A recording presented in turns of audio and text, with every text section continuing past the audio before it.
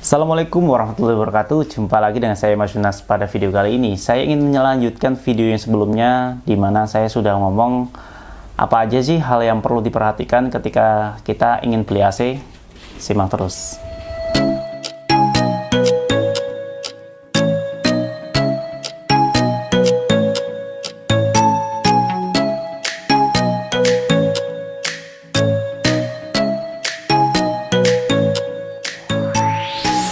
Ya, buat teman-teman yang baru bergabung dengan channel saya, channel ini membahas tentang seputar AC teman-teman ya, AC rumah. Maka dari itu, buat teman-teman yang ingin beli AC, video ini sangat tepat buat teman-teman tonton sampai akhir. Oke? Subscribe dulu buat yang belum, agar teman-teman tidak ketinggalan saat saya upload video yang terbaru mengenai AC tentunya. Ya, sesuai judul video, kali ini saya akan memberikan beberapa poin penting yang perlu teman-teman ketahui sebelum teman-teman beli AC. Oke, yang pertama, teman-teman pengen beli AC itu pemasangannya di mana? Pertama itu teman-teman, ini sangat penting.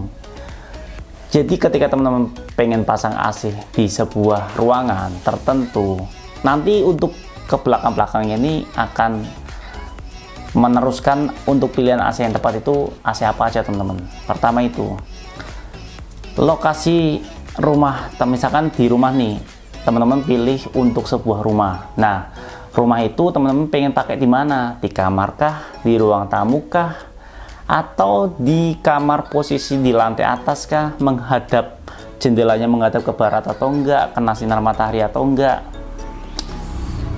Itu akan mempengaruhi beberapa poin-poin pentingnya teman-teman. Misalkan saya kasih contoh, rumah teman-teman ingin dipasang AC di sebuah kamar, kamarnya posisinya aja di bawah, dimana posisi di bawah itu nggak terlalu sering kena sinar matahari teman-teman. Nah, pilihan yang paling tepat menurut saya AC untuk di kamar itu AC inverter teman-teman, dimana untuk penggunaan AC inverter ini bisa lebih lama dan juga sangat hemat energi tentunya. Maksudnya lebih lama seperti apa mas? Nah, AC inverter itu untuk pemakaiannya semakin lama dia dipakai, maka konsumsi listriknya makin lama itu akan lebih hemat listrik teman-teman. Jadi ketika dinyalain di watt pertama, setelan pertama misalkan 900 watt, tapi lama-kelamaan kalau sudah tercapai dinginnya itu paling sekitar 200, 100 watt, bahkan bisa wattnya bisa kecil banget teman-teman, serius. AC inverter itu kelebihannya seperti itu. Memang sih lebih mahal di awal, namun itu akan terbayar dengan konsumsi listrik yang sangat-sangat hemat. Pertama itu teman-teman ya. Ukuran ruangan itu sangat penting teman-teman. Ukuran ruangan teman-teman itu berapa? Jika misalkan teman-teman itu beli AC inverter, saran saya untuk AC inverter misalkan ruangannya 3 kali 3 meter dengan tinggi ceiling ya 3 meter juga ya, berarti 3 lebar 3 meter, panjang 3 meter, dan tinggi ke atas ke plafon 3 meter. Maka ukuran segitu untuk AC inverter cukup setengah PK teman-teman. Namun ketika teman-teman pakai AC inverter dengan ruangan di atas 9 meter persegi atau sudah masuk 3,4, 3,5, itu harus dinaikkan di atasnya lagi teman-teman, 3/4 PK.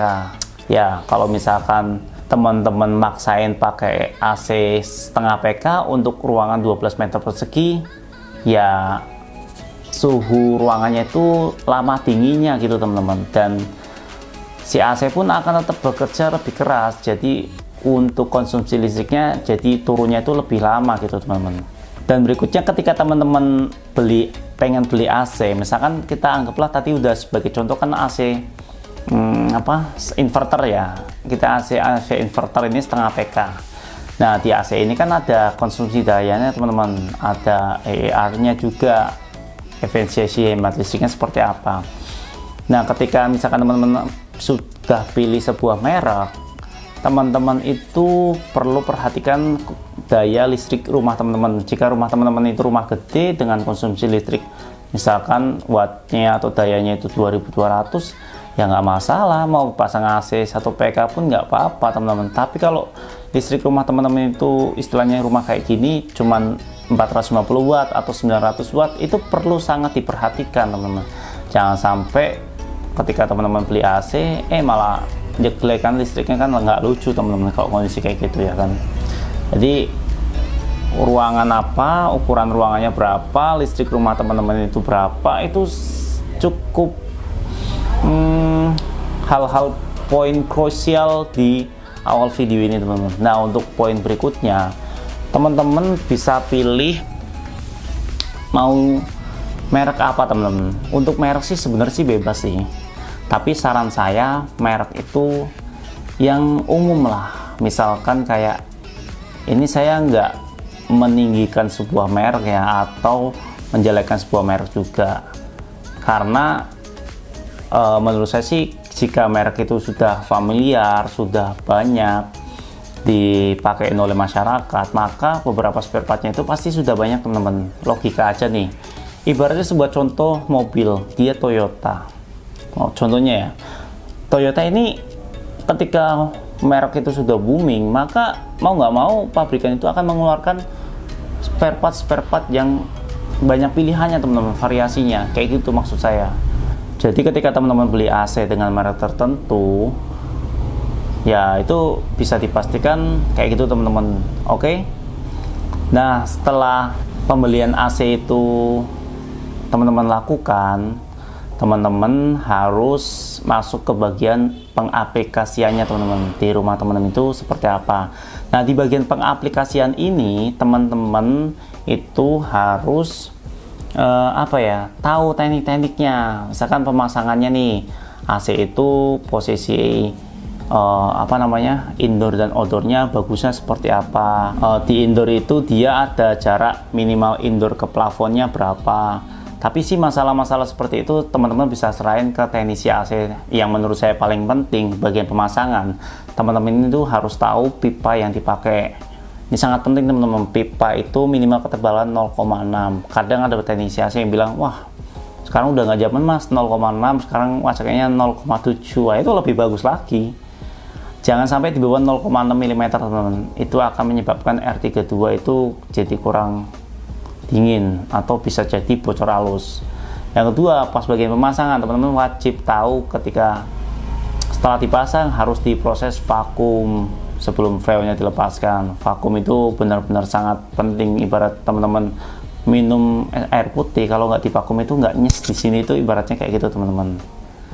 Nah, setelah pemasangan selesai, teman-teman harus tahu perawatan dari AC-nya. Jadi video ini bisa saya kategorikan 3 kelompok ya. Pemilihan AC sebelum beli AC, pas pemasangan, dan juga pas perawatan teman-teman. Untuk perawatannya seperti apa AC itu Mas Yunas? Perawatannya sendiri nih, kalau untuk saya pribadi sih perawatan dan pemakaian ya. Perawatannya saya cuci AC memang beberapa bulan yang lalu atau 1 tahun pertama, saya paling bersihin AC, filter AC-nya teman-teman. Filter AC saya bersihin setiap sebulan sekali. Kalau misalkan lagi males, kadang bisa 2 bulan sekali saya bersihin. Bukan kok bukanya filter AC, nanti kalau misalkan teman-teman pengen lihat saya berfilter AC, saya buat videonya lagi. Wah, karena sudah video-video yang dulu-dulu saya buat buka filter AC. Terus selain filter AC, saya juga bersihin bagian indoor dan outdoornya. Kadang kalau kotor-kotor saya semprot-semprotin. Tapi kemarin di bagian kondensor bagian belakang itu bener-bener sudah nggak kejangkau teman-teman, tubuhnya udah nempel banget. Akhirnya saya panggil teknisi buat cuci AC. Biasanya biaya sekitar 50-70 ribuan. Itu untuk perawatan itu tergantung sih teman-teman, lokasi unitnya itu ada di mana. Kalau di pinggir jalan bisa 3-4 bulan sekali. Kalau misalkan di perumahan seperti ini bisa 6 bulan sekali teman-teman. Nah, perawatan yang paling simpel itu kayak gitu, per 6 bulan sekali dicuci. Dan untuk pemakaiannya seperti apa? Untuk pemakaian AC sih menurut saya ya wajar aja sih teman-teman. AC itu jangan diforsir nyala sampai 24 jam tanpa berhenti. Kalau saya sih nyala AC ya 12 sampai 16 jam. Atau kalau lagi over mungkin bisa sampai 19-20 jam, tapi sisanya ada waktu jedanya gitu teman-teman. Nah, itu cukup sekian video kali ini teman-teman ya. Kesimpulannya, jika teman-teman ingin beli AC, teman-teman cukup tahu 3 poin utama penting ini teman-teman. Ketika teman-teman ingin beli AC itu persiapannya seperti apa. Yang kedua, ketika teman-teman sudah beli AC-nya, terus teman-teman itu perlu tahu teknik pemasangannya, lanjut ke bagian perawatannya. Itu aja sih teman-teman, simple ya sebenarnya. Tapi ketika hal-hal itu ada yang salah, ya bisa jebol teman-teman kantong. Udah deh, udah jam 12 teman-teman, udah malam. Terima kasih sudah nonton video saya sampai akhir.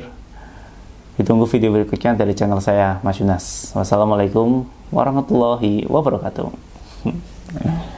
Jangan lupa subscribe ya.